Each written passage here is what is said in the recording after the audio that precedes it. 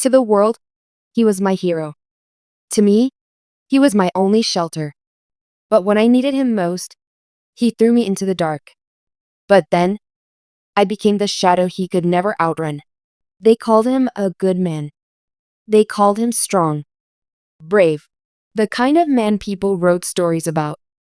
My father wore his smile like a medal and carried kindness like a sword. Neighbors adored him. Strangers trusted him. My teachers would say, "You're lucky to have a father like him." And I believed them. I needed to believe them. Because behind those golden eyes and gentle words was the only home I'd ever known. My mother left when I was just a baby. I never remembered her voice, her scent, or her warmth. It was always him, Dad. Just the two of us against the world. He used to say, "You're all I have, and I'll protect you with everything I am." I clung to those words like oxygen. He'd braid my hair before school and leave notes in my lunchbox with little hearts at the bottom. He worked long hours, 2 jobs, sometimes 3, but never missed a school play or a doctor's appointment. He made me believe I was his world. But there were cracks in the picture-perfect frame. I saw them sometimes, late at night, when he thought I was asleep. I'd hear him screaming in his room. "Nightmares," he said. "War memories," he claimed. I'd peek through the door, only to see him drenched in sweat, mumbling names I didn't recognize. Sometimes, he drank. Not often. But when he did, he'd go quiet, cold, and reachable. Still, I told myself heroes could bleed too. I told myself even the sun had shadows. When I turned 13, something in him began to shift. He grew distant. His hugs became rare. His words, shorter.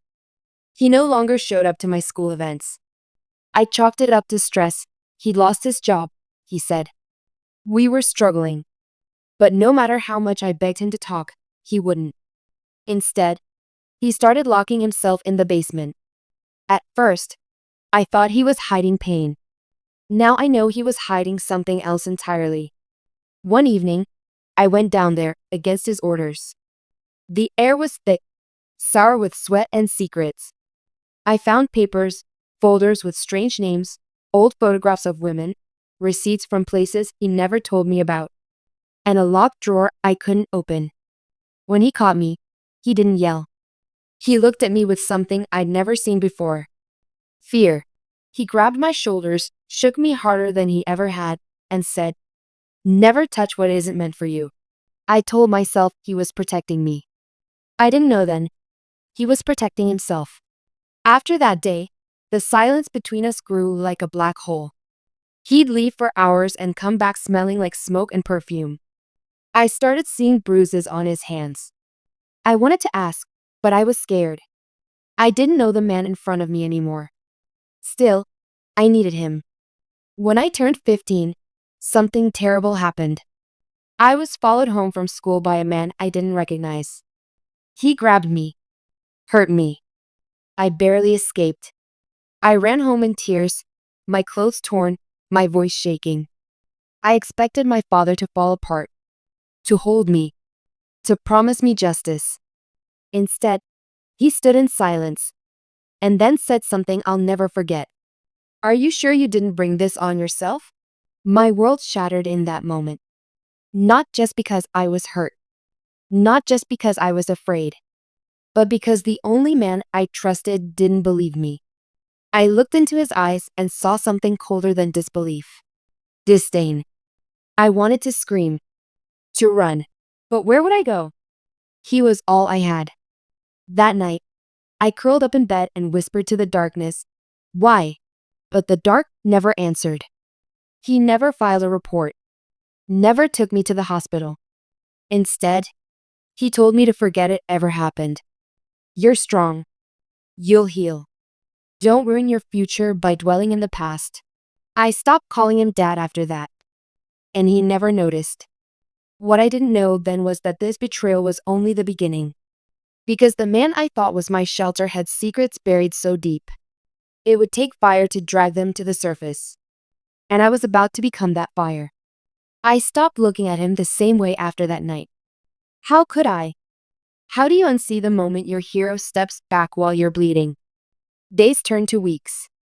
I stopped speaking unless I had to. I went to school, came back, and kept to my room. He didn't ask why I had stopped eating dinner with him. Didn't ask why I locked my door at night. Maybe he didn't care. Or maybe, deep down, he knew I was beginning to see the cracks. But the thing about silence, it gives you time to think. And I had questions.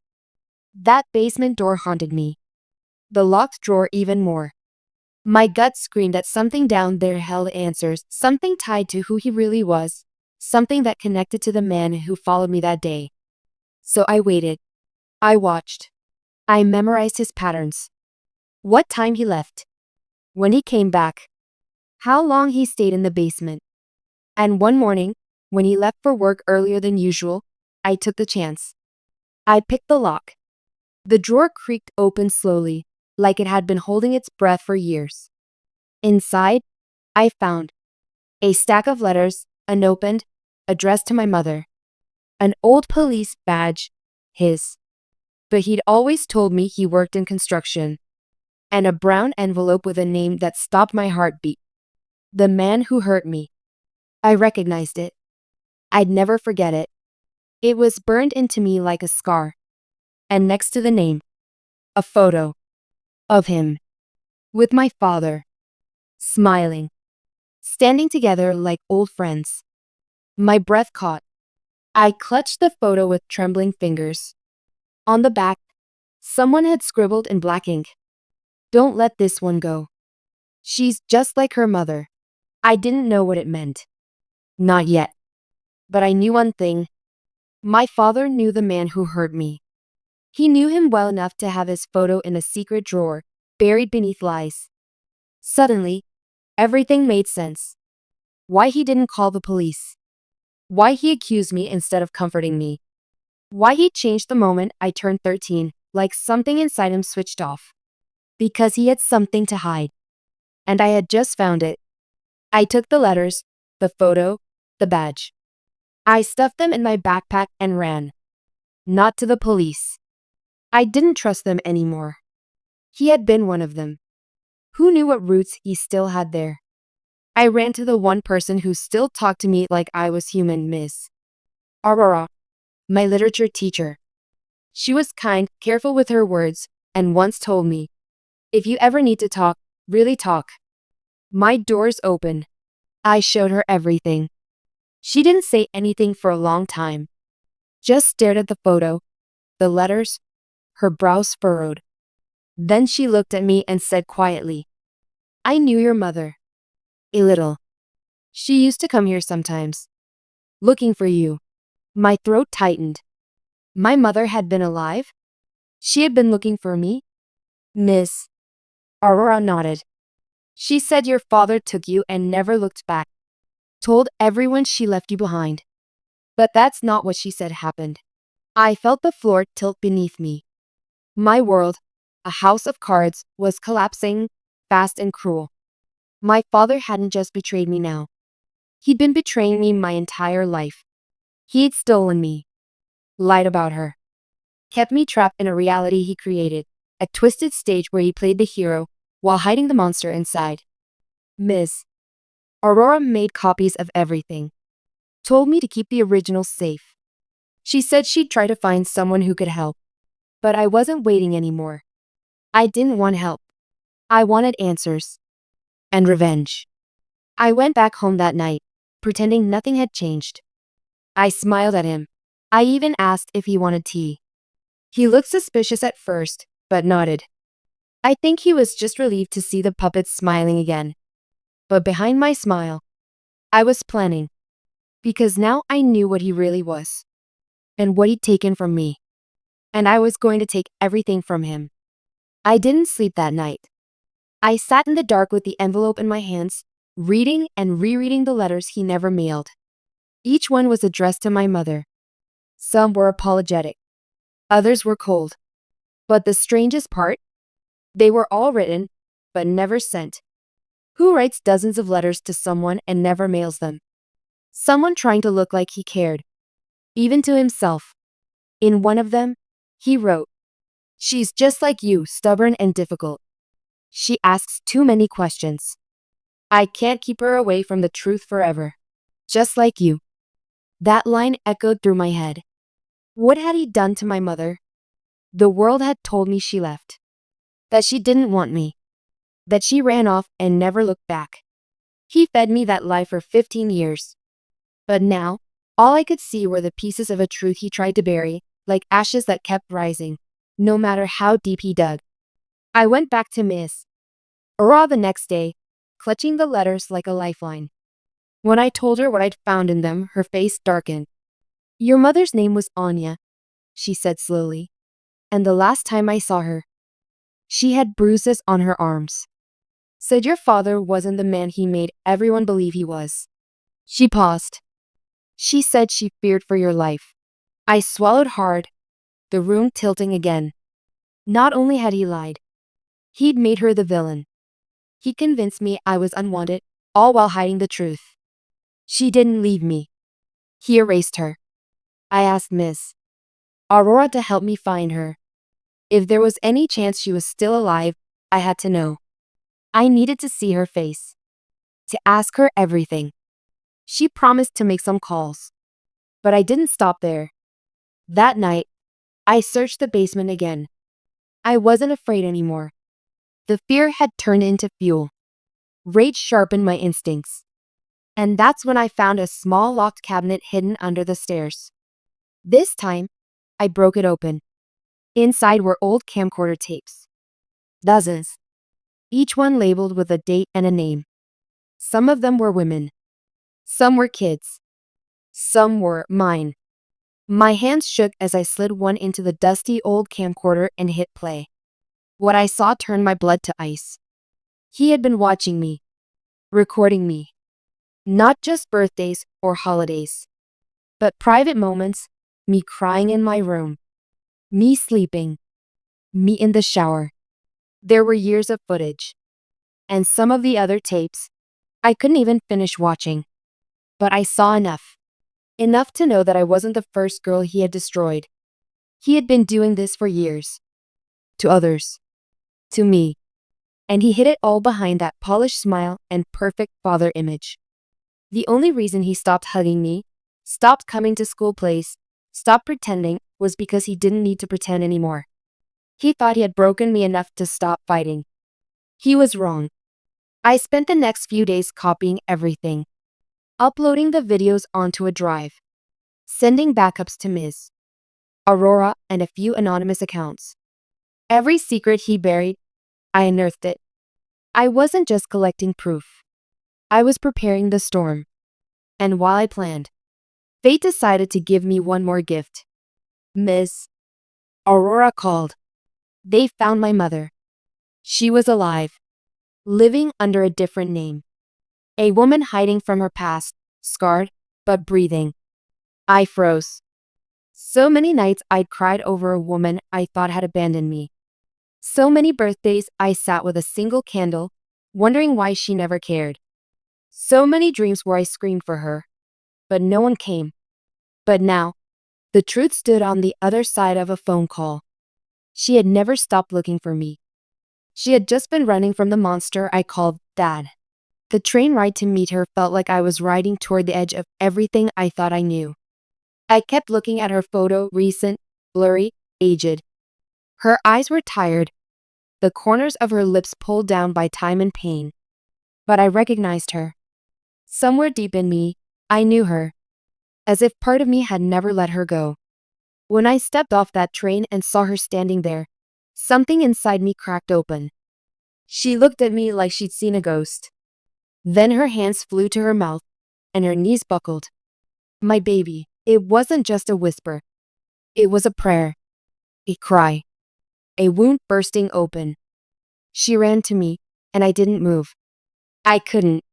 I just stood there, my heart frozen, my mind still trying to believe it was real. She held my face like she was afraid I'd disappear. I looked for you. I swear to God, I never stopped. I wanted to be angry. I wanted to scream and ask why she didn't fight harder. Why she didn't tear the world down to get me back. But when I looked in her eyes, I saw it. She had. She had the scars to prove it. Legal files, police reports, restraining orders. Her entire life had been a graveyard of failed attempts to rescue me. He'd outmaneuvered her at every turn, used his badge and his charm to bury her voice. When she wouldn't stay quiet, he ruined her. He called her unstable, dangerous, and people believed him. Because that's what predators do. They wear trust like armor. He told me you hated me, I whispered. That you didn't want me. That you left me behind. She fell apart. No, baby. I would have died before leaving you. I cried then. For all the years I grieved a living mother. For every lonely birthday, every sleepless night. For the child in me that sat by the window, waiting for a ghost that never came. Until now. We sat for hours. She told me everything. About the bruises. The threats. The day he took me and vanished. How he changed his name, moved to another state, convinced the system she was unfit. She had proof, but no power. He made sure of it. And through it all, she had kept a box, a small one filled with the only pieces of me she had left. Baby socks, a photo of us in the hospital, the note I scribbled in kindergarten that said, I love you, Mommy. She handed it to me like it was the last piece of a broken puzzle. I thought I'd never get to give this to you, she said. I held the box like it was my heartbeat. But under the warmth, under the healing, rage was rising. Because I now knew the full extent of what he took. Not just from me, but from her. Her daughter. Her voice. Her name. Her entire existence. He didn't just abandon me. He erased us both. And I had the evidence. The footage. The letters. The connections. It was time. Time to rip off his mask and show the world the monster beneath. But I didn't want to just expose him. No. I wanted him to feel what we felt. Not just loss, but powerlessness, despair, isolation. Because only when his world turned to ashes would mine begin to heal. I returned home like nothing had changed. Same smile. Same quiet steps. Same routine. But I wasn't the same girl who left. That girl was gone, buried beneath years of lies and pain. The one who came back had fire in her lungs and vengeance on her tongue. I knew the power of masks now. So I wore one. I greeted him at the door, called him Dad like always. Sat through dinner, nodding like I cared about his stupid work stories. I let him believe I was still broken, still tame. And while he watched TV, I watched him. Every blink. Every sip. Every smug little smile. He had no idea that I'd already set everything in motion. Because I wasn't going to the police with this. No, I'd seen what the system did when men like him held the keys. Instead, I built something else, something he couldn't silence. I started with the drive. I uploaded everything, his hidden tapes, the letters, his badge, the photos, onto a private site. Password protected. Then I created copies. Flash drives. Cloud storage. Encrypted folders sent to a few trusted people, including Miss Aurora. Fail-safes. If anything happened to me, the truth would explode across the internet like wildfire. But that wasn't enough. I didn't just want him exposed. I wanted him undone. So I made him watch his life unravel, slowly, deliciously, piece by piece. First, the anonymous call started to his job, to old colleagues from his police days. Whispers of corruption, of abuse, of files long buried. Enough to shake the ground beneath him. Then came the letters, photocopies, sent anonymously to people who respected him. His church friends. His neighbors. Even his new girlfriend, the one he thought I didn't know about. And finally, the photo. That photo of him with the man who hurt me. I pinned it anonymously to the bulletin board at his workplace with one note. You protect monsters because you are one. It spread fast. People started asking questions. And he started unraveling. I watched it happen. The way he came home angry. How he paced, slammed drawers, screamed into his phone. How he looked over his shoulder, like he was being hunted. He was. By me. And then one night, I did something he never expected. I told him I forgave him. I sat across from him, looked him in the eyes, and said, I know you tried your best, Dad. I don't blame you anymore. He blinked. I watched the relief flood his face like a fool finally thinking he'd won. But forgiveness wasn't a white flag. It was a knife I slid quietly into his ribs. Because while he smiled, the final trap was already set. The next morning, I dropped off an unmarked package to a local reporter. Inside, the full story. The tapes. The letters. The truth. And a message. I was just a child. He was supposed to protect me. He didn't. Now it's your turn to protect the next one. They ran the story 2 days later. Headline: Retired cop accused of abusing daughter and shielding known predator. Shocking footage and letters surface. His name, his real name, splashed across every screen. His face smeared in every paper. His lies finally seen. And I watched from across the room as he stared at the TV, his mouth open, his soul breaking. He turned to me, eyes wild. Did you do this? I didn't blink. I just whispered. You told the world you were the hero. But I just rewrote your story. He didn't speak after that. Not for hours. Not even when the call started. First came the whispers, then the headlines, then the fury. Every person who once called him protector, friend, or savior now saw him for what he was. A liar. A predator. A monster hiding behind a badge and a daughter he destroyed. I watched his hands tremble as he picked up his phone, only to throw it across the room. Watched him pace, sweat pouring down his face, muttering my name like it was a curse. You ungrateful little snake, he growled once. I didn't flinch. I didn't scream. I just looked at him with the calm of someone who'd already won. Because by now, it wasn't just the article. I'd sent copies to advocacy groups, to survivors networks, to forums that never forget monsters like him.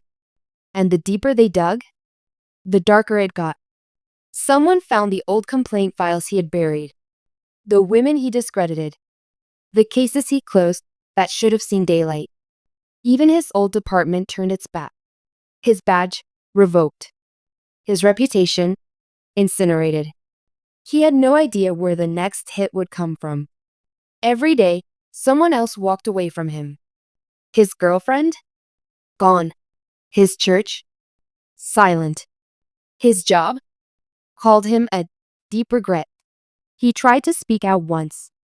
A pathetic press release claiming I was disturbed, manipulated, vengeful. But it was too late. No one believed him.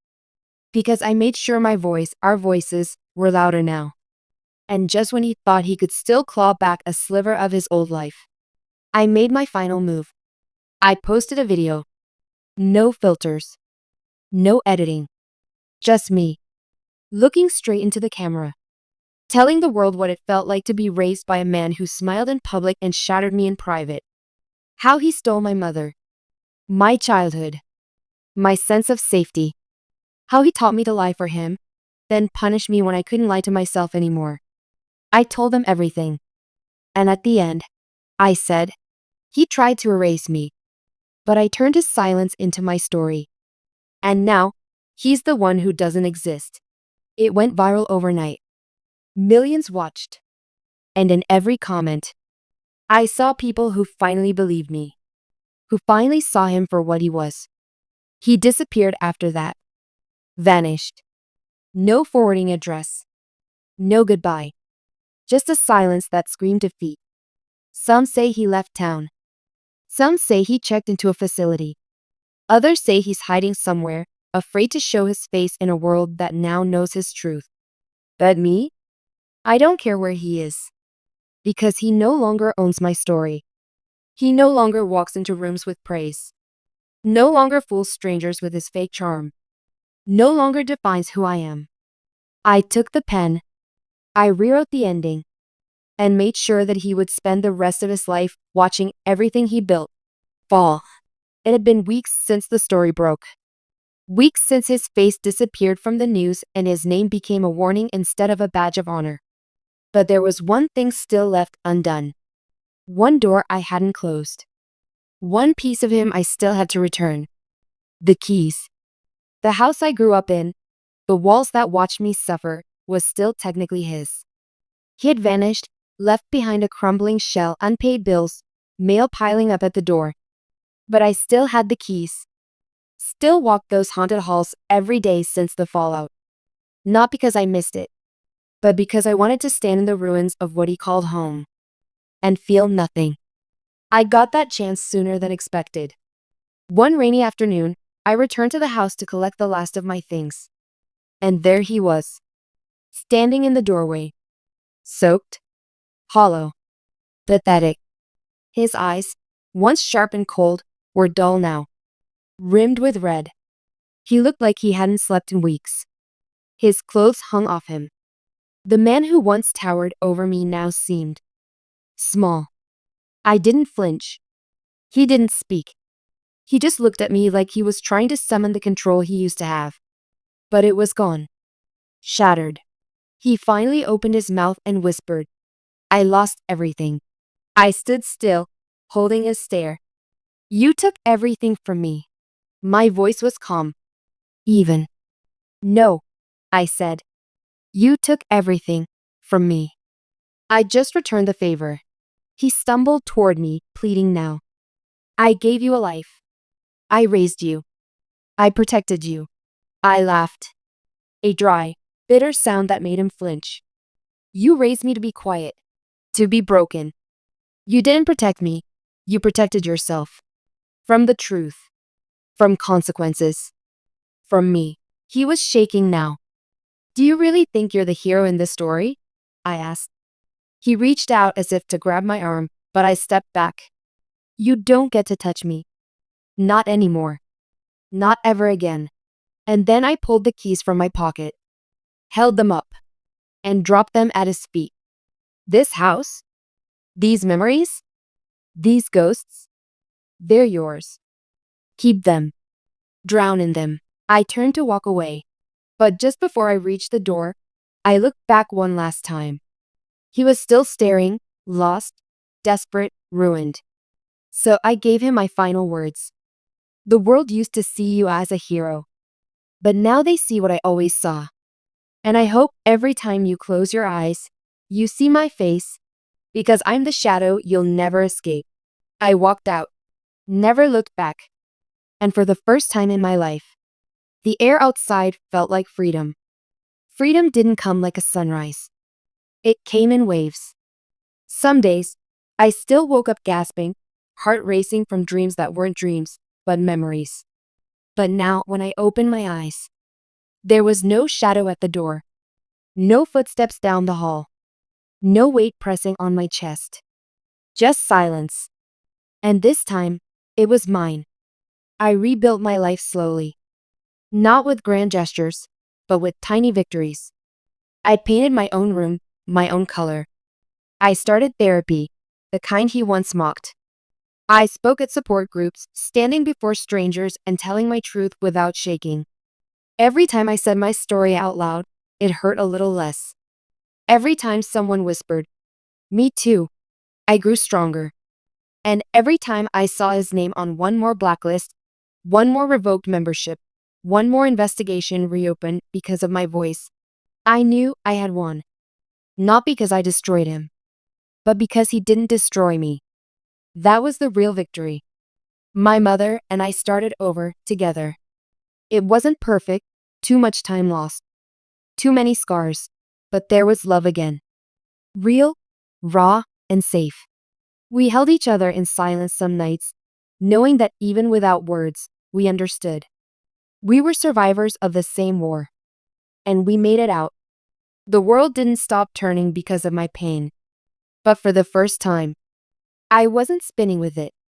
I was walking, one step at a time, forward. And as for him, he lives in the shadows now. Not because he's hiding from justice, but because he's hiding from the truth he can't unwrite. Because every room he enters now, someone has seen me. He can't shake me, can't silence me, can't outrun the version of me that rose from the ashes of the little girl he tried to bury. I used to think revenge was fire. Now I know it's silence, peace, power, purpose. He wrote my story in pain, but I wrote the ending. And this time, it ends with me standing, louder than ever, while his world crumbles beneath the weight of the truth. He thought he could bury me in silence, but I rose loud enough to shatter his world forever.